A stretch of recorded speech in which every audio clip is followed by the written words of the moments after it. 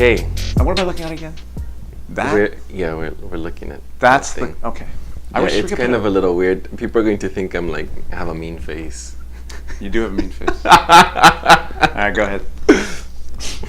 I'm trying to be serious, and the other thing, we don't have our glasses on, so sometimes we're like this. I know. Okay. Good afternoon, and here we are on our third video series episode. Series is okay. I don't know what's the difference between series and episode. I don't know either. So here we are, and we are going to have a discussion about the recent mass shootings and the related topic on gun control. We had both come to decide that it was very important, especially after what has happened in Santa Fe, Arizona, as well as what has happened this past Friday. This Friday, there was something that happened in Indiana. And so, not as a massive as what happened in Santa Fe, as well as in Parkland, but this is an epidemic that is happening here in the USA. It is something that you can find, everything that I have read, is something that you will not find in any other major developing country. I want to touch on developing, what it means to be developing country on another video, because that's also very controversial. So it's not something that you find in other developing countries. You don't have this situation happening in Europe. You don't have this situation happening in Australia. You don't have this situation happening in Japan.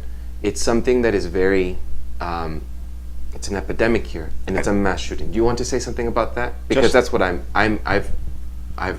read.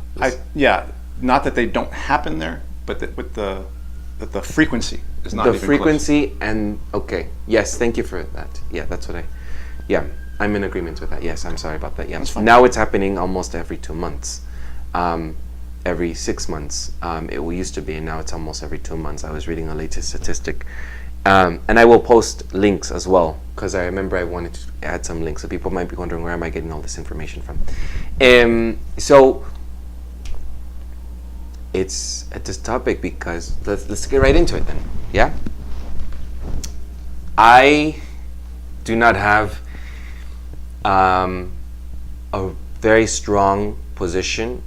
Idealistically, in the ideal world, I personally would love to see a world without guns. That's how, or any weapons, even nuclear arms.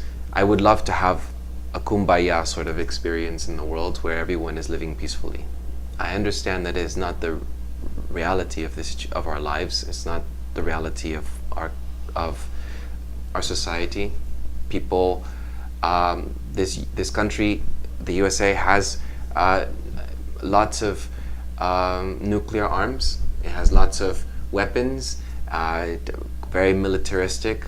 This country invests the most in military in comparison to other countries. That's why this is a very strong country.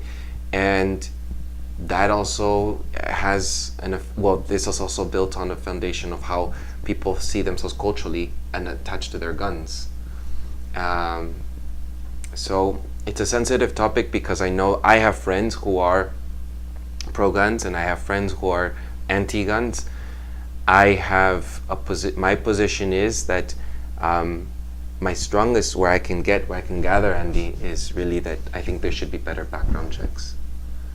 And that's as far as I can right now have any stand for. I think we'll delve into that more, but I want to know where you stand on guns and how it relates to the epidemic of frequent mass shootings.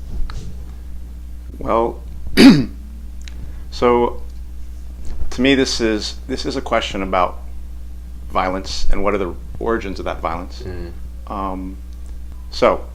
I don't believe in gun control, and I do not trust the U.S. state to administer gun control laws.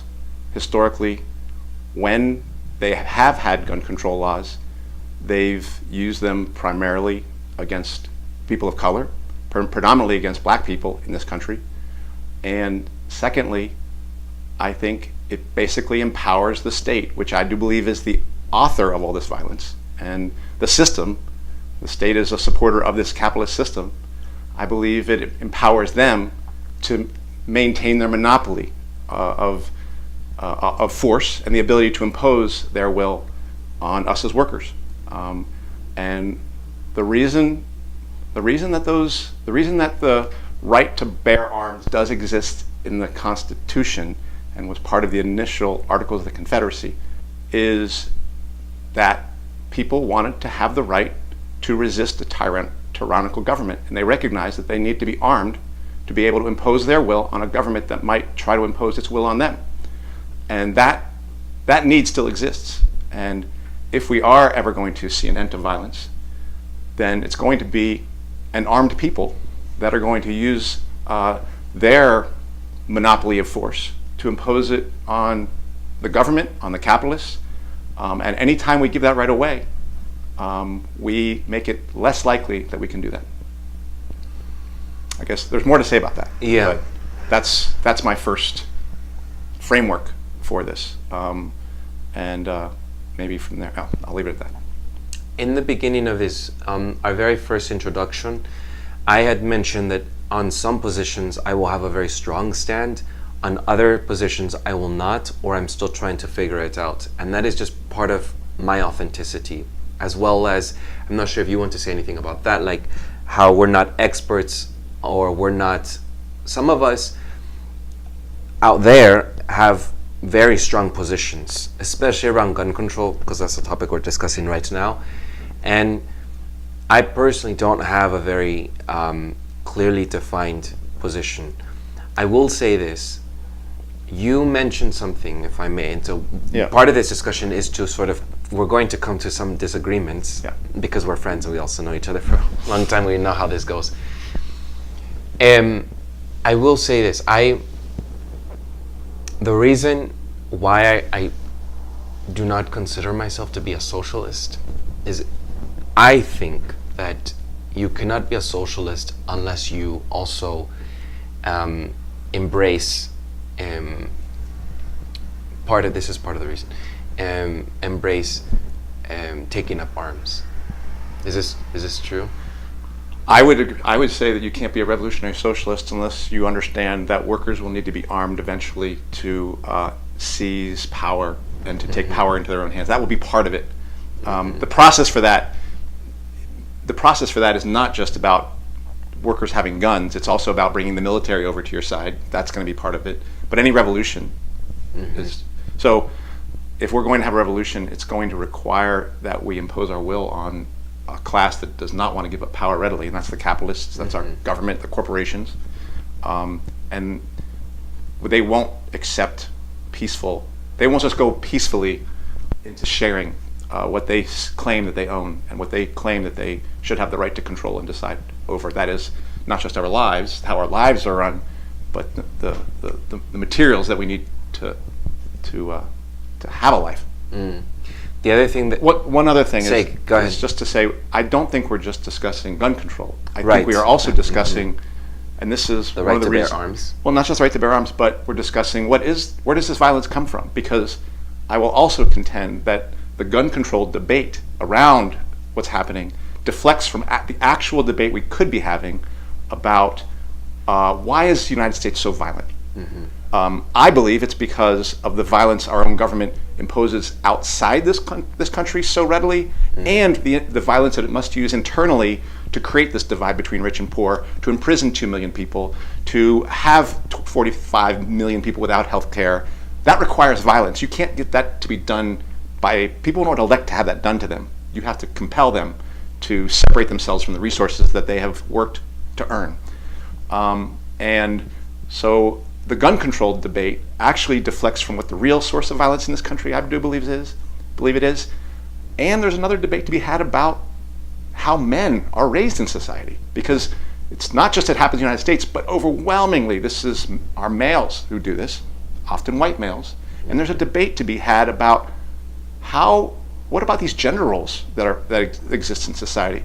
What about why is it that men are so prone to anger and violence? I don't think it's just a genetic thing. I believe it's again part of of a racist, sexist system that impose gender roles on people, and ones that definitely oppress women, but also mean that the men within this system have all sorts of effed up ways of expressing themselves. And it comes out in these really violent outbursts. And so or one of the outcomes is this violent outburst. It also, obviously, we see it in domestic violence, which is not only among men, but again, it's a big problem for us. So that's the discussion that I think we should be having. People know gun control is not going to solve this problem, or they should know, because, well, I don't think the reason that for this violence in this country is because of guns. And we will actually, workers will need to reserve the right to bear arms if they're ever going to have a successful revolution in this country. So giving up that right is giving up a right to make a revolution. And last, these laws will always come down hardest on the heads of people of color. Yeah. And I wanted to mention something about the Black Panthers, actually. This happened first to them before it happened to the general population of the NRA when they started defending themselves. And you can go earlier than that. Earlier. You can go the Dred Scott decision. Part of the Dred Scott decision why the U.S. government was unwilling to to recognize blacks as full citizens is in the Constitution there was the right to bear arms. And the judge himself declared, I'm uncomfortable with seeing a black person as a person, because that would give them the right to bear arms. So they didn't want to have blacks be able to arm themselves. After the Civil War, during Reconstruction, when blacks were learning how to read, when blacks were actually being elected to office, and blacks were getting rights in the South, black codes were established that would say, well, no, you can't be armed as well. So there is a long history in this country of gun control being used against black people. And white people need to understand that those same gun control laws will be used against us if we ever choose to try to get out of the box that we're in. Can you clarify something that you said about you don't think it's genetic? What did you mean by that? I don't think men are inherently just prone to bursts of anger and not being able to cry and not being able to express other forms of emotion, which is why I think in this country it takes this form. I think there's a very narrow box of expression for men in the United States, and we hold ourselves in that box collectively as men by getting on each other for being, wimps or and things like that. But it's another. I don't think that's genetic. I think men have the full range of human expression just like women do. So this question about men. So are you saying that there aren't any distinct differences between men and women when it comes to violence? Yeah, I don't believe that men are inherently more violent than women. All right. So because that just when you said genetically predisposed, maybe you didn't use the word predisposed. Something about Yeah. I'm sorry if the wording, if I'm paraphrasing. Yeah. Okay. So what could be possibly the link between, because we're going to be discussing the mass shootings, the behind that, right? I do think that there is a link between domestic violence and men. If you look at the past mass shootings, you know what happened. The perpetrators that gunned down, folks. It's hard for me to say that. It's such a sensitive topic. A lot of them have history of domestic violence. You look at Orlando, and he had a history of that. There is a correlation with domestic violence, and I saw a discussion on Democracy Now! About how some of the men are having I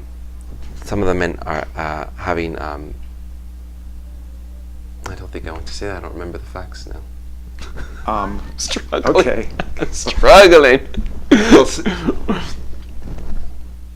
I was just going to tell you, like I'm telling you, not to the audience. Yeah. It was something about the domestic violence.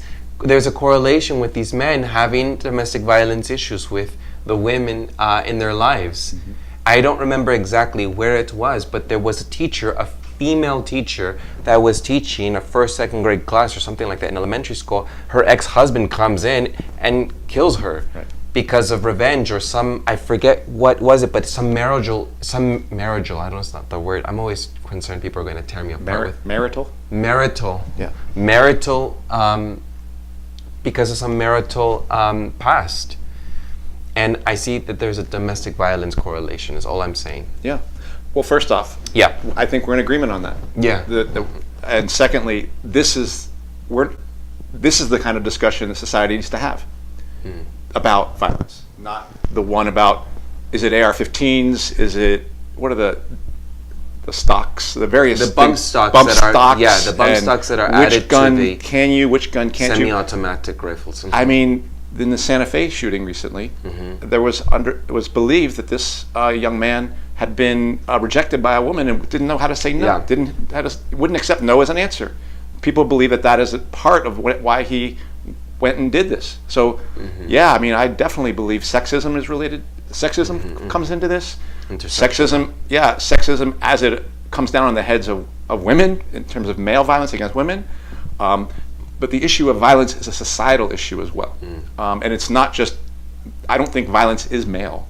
I believe men are encouraged to be violent and are directed emotionally to be comfortable with anger, but not comfortable with fear, not comfortable with sadness, not comfortable with depression. Rejection. So you only have one way of expressing anything you experience. And then unfortunately it comes out in this really violent way. But violence is not only domestic violence is not only an issue among men. It is also, it's also in women, lesbian relationships. Domestic violence is also an issue there. And as you can see with women now entering the military, and some of the people who've been torture perpetrators, like you were mentioning the woman who is the head of the CIA. Haspel, yeah. But no, now there are women who are in Abu Ghraib, who've been perpetuators of torture. Like, this is not something that women will shy from. And we should not be surprised at that, because women have played a role in their own liberation, in resistance movements in Vietnam. There were women soldiers who were willing to do all sorts of things in this country.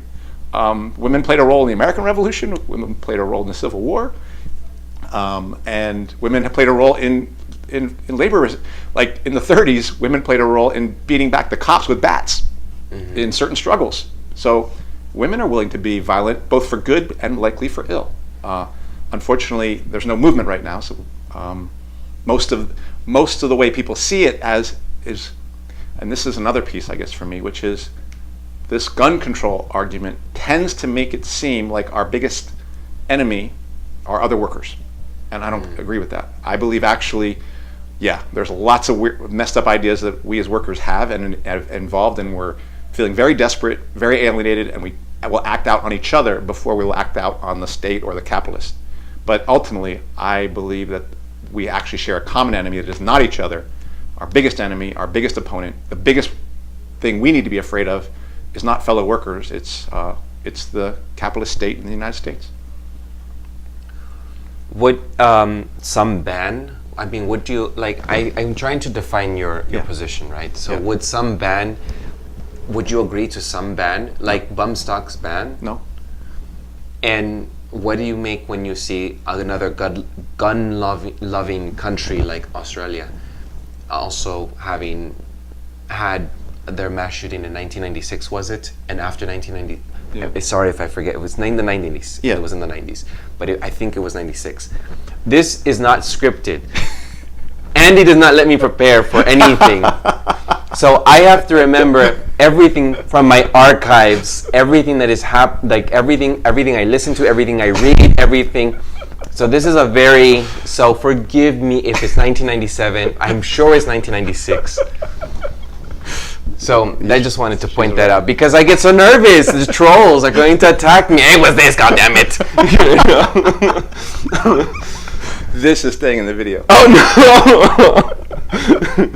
Go ahead. I'm not perfect. I just want to say, and I don't remember every freaking goddamn. We want to make sure that we're not censored. I want to remember. I don't remember every year. I don't remember every historical date. I read a lot. There's so much to catch up with. So I just want to mention that. So forgive me if I'm not remembering every single thing. But you do know a lot more than I would ask for forgiveness too. So I'll jump on his forgiveness wagon. Go ahead. So after 1996, Australia had imposed a ban that was done in less, I think it was 2 months, 3 weeks. I don't know. Yeah. The point is, it was during this short period of time, it was done. And after that, they did not have any more mass shootings at the extent that they had. It is an example of how another gun-loving country is an example of how we can emulate that. I think,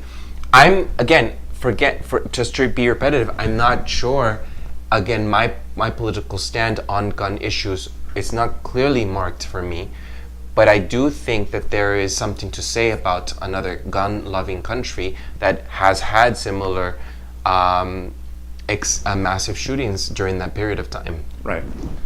Well, there's a few things I would say about that. One is, it might have, the Aboriginal people of Australia might disagree with you about the fact that these gun laws were so protective. I don't know the statistics, but I am sure that Australia is still a country which treats its indigenous population violently, and like you said, it might have reduced it, but it didn't eliminate it. Yeah.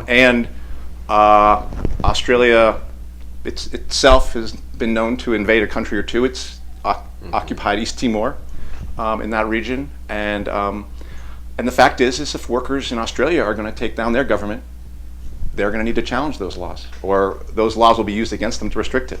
So they might have done that. It might have had some kind of temporary or even limited the violence in some realms, but the Australian government, I am sure, has been capable of using its monopoly of violence and monopoly of munitions to impose its will on its own population. Largely, I would say it's Aborigine population. And as for here, the biggest gun that's been talked about is what the automatic rifle, semi-automatic rifle. AR-15. Yeah, that's not the fully right. But this recent one was a handgun and shotgun. Again, legally owned by the father. I would just say that I think that these gun control laws are not going to solve the problem. That they actually create a new problem for those of us who want change, and they will also create an additional problem that will be felt by people of color in this country. And so I am not going to put any sort of, I'm not going to be in agreement with any rule that empowers the state to use its new set of laws to impose its will on its population. And that's what I think these gun control laws do. Because they are the people who are calling for them do not agree with me when they say that I'm more worried about my state than other workers. They're essentially saying I'm more worried about other workers, and I think the state can come in and modulate that. And I don't agree with them on that. I think the state is going to use these laws to control us. I think personally that there should be stronger, stricter background checks. If you look at the way Denmark does things, if you look at the way Germany does things, and if you look at the UK, they have stricter background checks. And I understand what you're saying about, like, what about if the workers are going to take an opportunity to be able to revolt against their country? And I can see its effectiveness when it happened with the Black Panthers, when there was harassment and there was they were targeting black people, and Black Panthers decided to arm themselves and follow cops that were following other African Americans just because they were driving around a certain neighborhood, or just because they were looking for they were looking for something to target an African American for, and there were Black Panthers standing nearby, policing the police. And there is something to say about that. Maybe I'm idealistic in a sense that I trust a little bit that we will have laws that.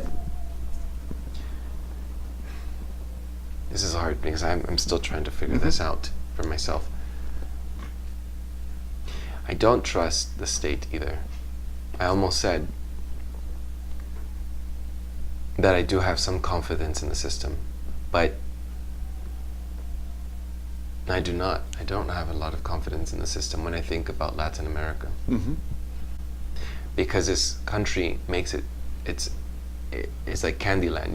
You don't see, it's very not in your face the way in Latin America is, when government is corrupt, when police is in your face corrupt. Not to say that this policing here is not corrupt. It is corrupt. I wanted to more corrupt. Yeah, but Certainly more repressive. We have more people in jail per capita than those countries.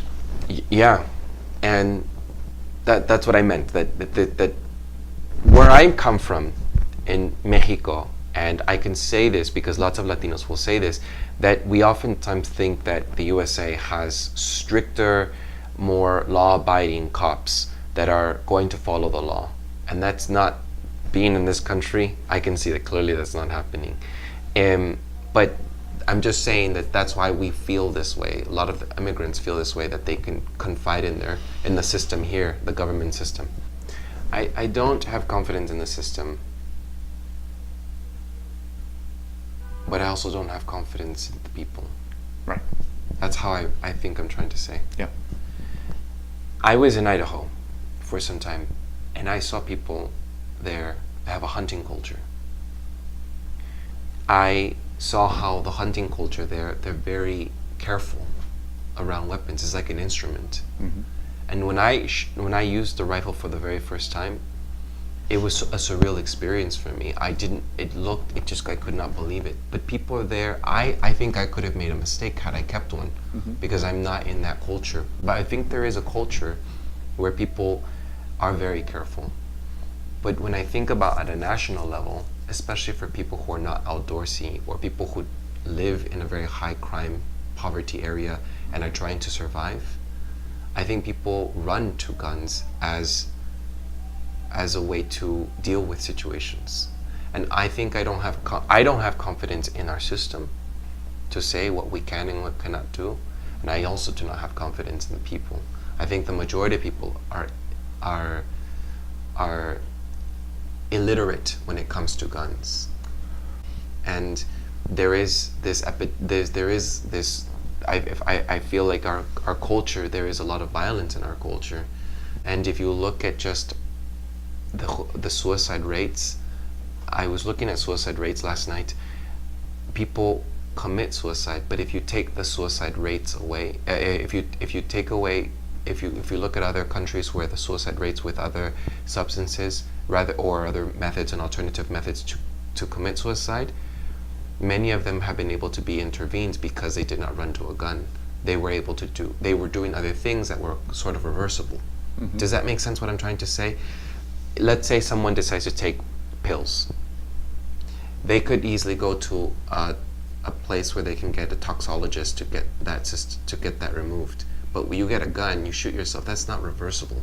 That's what I'm trying to say. That many times the ways that people try to commit suicide, you can't.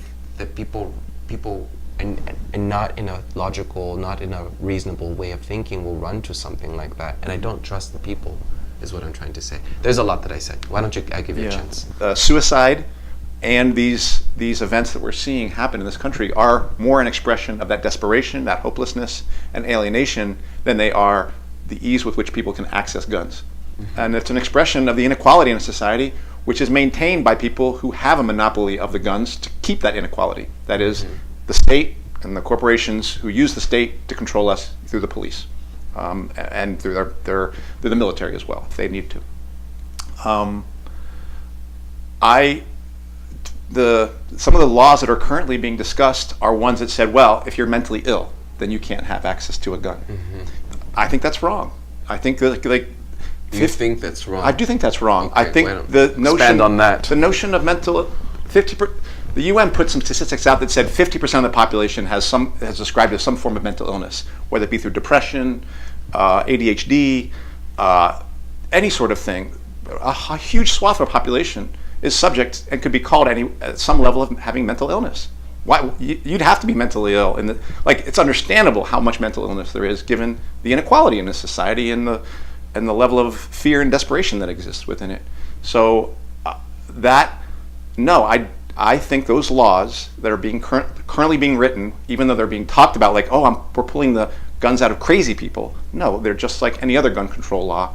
They're really they're a way of social control.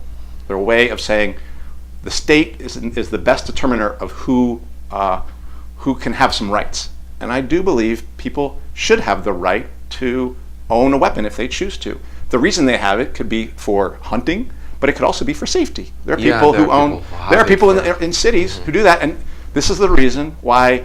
Like what I looked up, it was 2015, 2016. 50% of the incarcerations that happen around gun registration happen to black people, even though they represent only 13% of the population. 20% Latino, 27% white. You know, so these laws are going to be used to basically, they're going to be used against people. And I do look, I'm not a fool. Right now, people are unfortunately, there's not a social movement, there's not hope, and under these conditions, it brings out the worst in people. But if we are ever going to change things collectively, then, and I believe we can, then it requires some level of, you have to have a belief in people's collectivity. And I do believe that people are capable of that sort of unity, which will be required of us to make a revolution. And we will need weapons at that point in time to defend ourselves from the forces that say we don't have the right to determine our own future. And so I'm not willing to give those rights over to a state that isn't going to use those rights for my interest. They're going to use those rights for their interest. Yeah, I'm grappling. So am I. I am grappling because you do have to trust in a collective agreement with people about. I don't trust everyone. Well, and here's the thing you said about socialism. Yeah. Which is, like, I do believe that if you're going to be a socialist and believe in a revolution, you're going to be having to trust the working class that's in front of you right now. And it's not a pretty picture. I agree. It's sexism, racism, nationalism, alienation, competitiveness between each other, snitching on each other in so many different ways. It's not pretty right now. But if you look through history, people have been able to overcome those things and unite. And I think it would be short-sighted for us as workers to give up the rights we have to bear arms and other rights as well.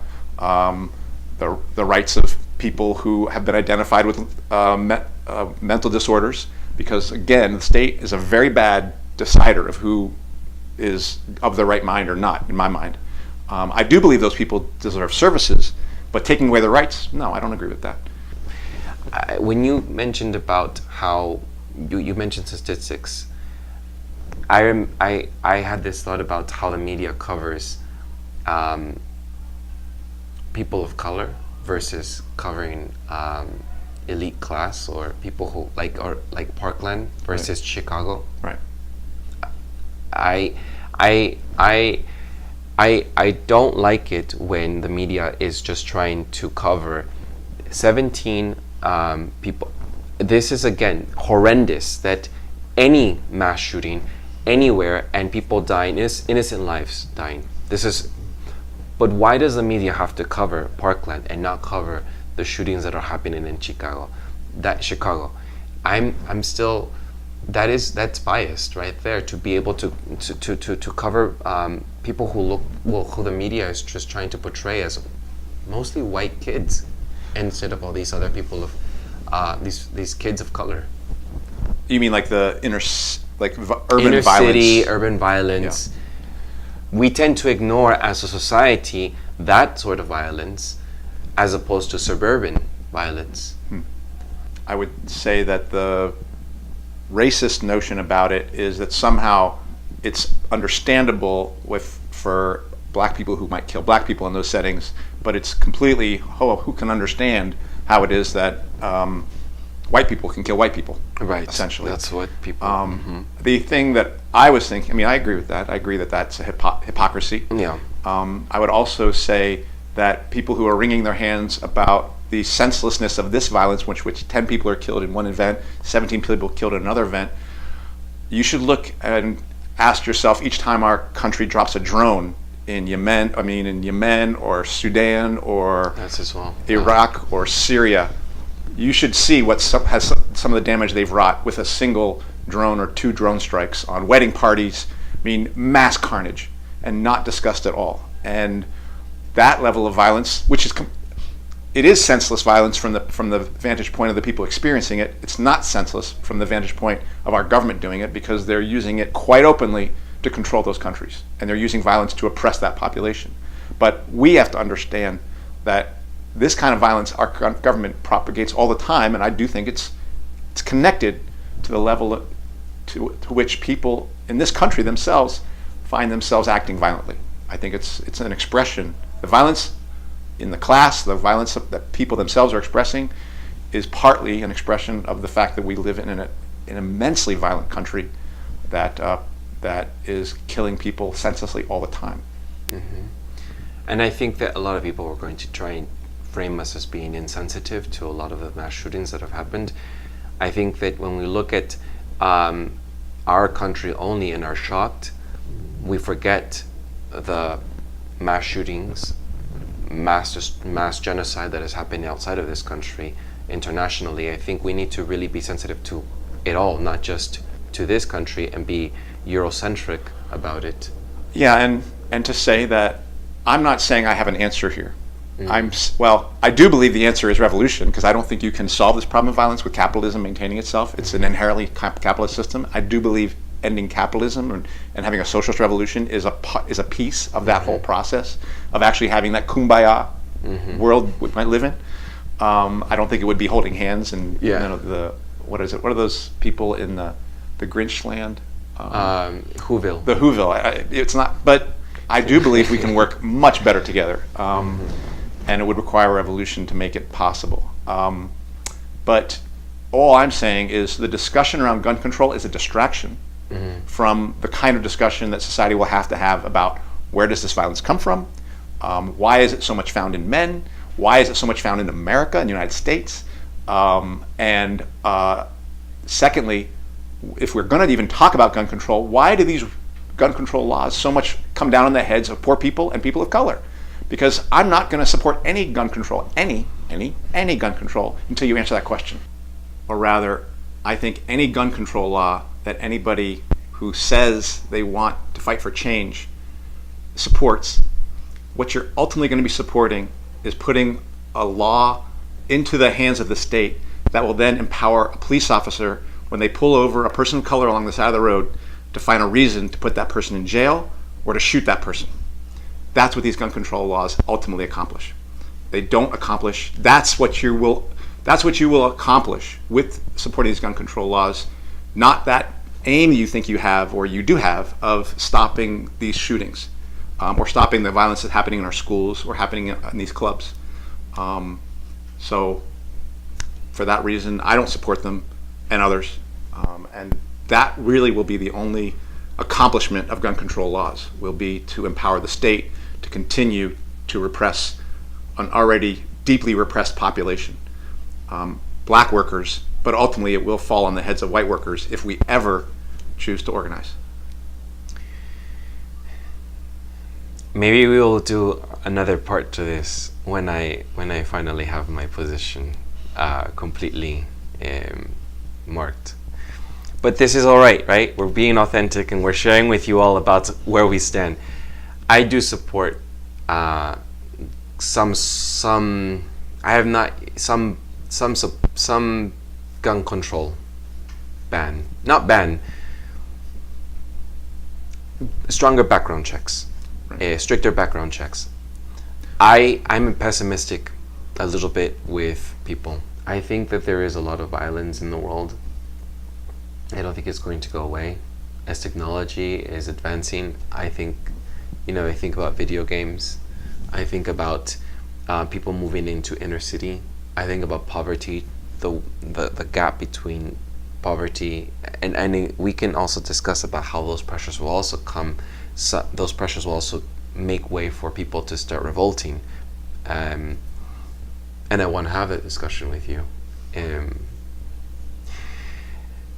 But I also feel the pain and loss, and I don't want to be emotionally swayed to think a certain way, because that's also not logical. So I have to get my head cleared about where I stand. I am human. I clearly feel emotions. I'm very deeply saddened by what's happening.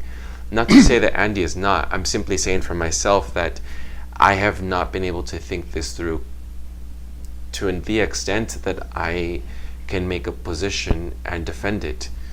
Everything that you've said, there's a lot that you've said that I'm not going to go review over this, because you can watch this video yourself, that I agree with. There's a lot there that I agree with, and there's a lot there that I'm feeling I don't want to agree with. And I'll just say that I don't have a lot of confidence in people, and if there isn't some form of stronger, stricter check, that people it will be left in the wrong hands, or irresponsible. I should say irresponsible. Wrong, good, bad. I'm not doing that. Philosophically, I have to be philosophically consistent. People can be irresponsible with it, and I think that's where I'll leave it at. Yeah. Can I ask you two things? Yeah, go ahead. Ask me anything, or you can state or finish it or whatever. Yeah, I guess I'll just say one is, well, this is why I like doing this channel with you, because you're honest. You know, we don't agree on things, but you're honest, and I think that's the most important thing in a discussion, is for a person to say honestly how they feel. Yeah. This is why I like doing this with you, and this is why I want to continue. One thing I want to clarify, because I'm a school teacher, and there's been this stuff about Donald Trump saying, "Oh, let's arm teachers. You know, let's give them weapons." Go ahead. Yes. And I don't agree with that. Like, I agree with workers' right to bear arms, but I do not believe that the state, in arming me, is going to help me trying to enforce rules in shooting other fellow future workers, my students. So I am for working people arming themselves. I don't think Donald Trump would have said arm those teachers when they were in West Virginia or Arizona while they were striking. He wouldn't have said that. He wants to arm us to use weapons against each other, and I don't accept that. I reject that. I don't think that's part of the notion of reserving the right to bear arms so that you can push back against the tyranny of your own government. That would be the government arming me to become like their police in the school, and for that reason, I don't accept that type of arming. It's got to be our own. It's got to be our ability to organize ourselves and decide when we need to use force to defend ourselves or to push for the things we want. Mm-hmm. All right. Do you think that should be included? Yeah. Okay. No, it should. It's very important. Okay. Yeah, especially because it is a very hot debate during this time, and it also clarifies your position. Yeah. I think that it needs to be very clear. Yeah. All right. You want to try to end it? Well, we always try to figure out what the topic for next week is. I think I have a topic that I would like to discuss with you. I do too. So I'm curious. But go ahead. You go first. I think that maybe we don't have to do it. Again, we are trying to keep up with current events. So this is not the ultimate or final. We might change it. You say this each time. Yeah, because it's important. You see how repetitive I am? But it's great. I'm going to criticize myself, be my own troll after this. Send yourself comments. Oh, God. Okay. I think that you say socialism a lot in our conversations. And I think people have an idea of what socialism is, especially after the recent elections, when it was thrown around a lot. It went from being this Red Scare word to being this millennial word. Right. Twisted, whitewashed, commercialized. Warm and friendly, fuzzy socialism. Yeah. And I think not a threat to anyone. So I think when we discuss this, I have some questions for you to clarify your position. We mentioned that in the beginning, in the introduction, that you have marked political stance. Go ahead. I get what you're saying. Yeah. And I would only say that if we did that, I would want to hear where you're coming from as well. Yeah. Okay. The one I'm thinking about is actually something me and my partner have been looking into. You know, you've been getting all these emails about privacy stuff, like, oh, you have new privacy this and you new privacy settings here. Yes. There's these letters, GD something. There's something going on there. This is happening in Europe. I want to look and talk. Honestly, I want to investigate and talk about that. I'm open for your other one, but I'm just telling you that's the one. We can put off mine because it's a because this one is not going. I think that eventually I want to. So you're interested in this one as well? I've been getting those emails as well. It's crazy. Yeah. So I want to know what that's about. I want to talk with you about it. Yeah. If you want to listen. Think, so. We have to discuss. What are those letters? I think they are like what's happening in Europe. They have. But do you know what it stands for? GD. Oh, I didn't. Okay. I don't remember getting that. My partner knows. She spent a whole day sick in bed, looking this stuff up, and it's a rabbit hole. So.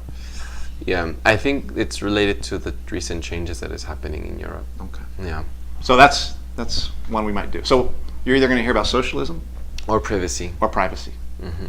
Privacy. Sorry. Oh, that's right. I'm sorry. I should have corrected you. No. Anyway, we got to end this. Yes. All right. Okay, that's it, huh? Yeah. We don't have to do anything else. Bye. Yeah. All right. Ciao.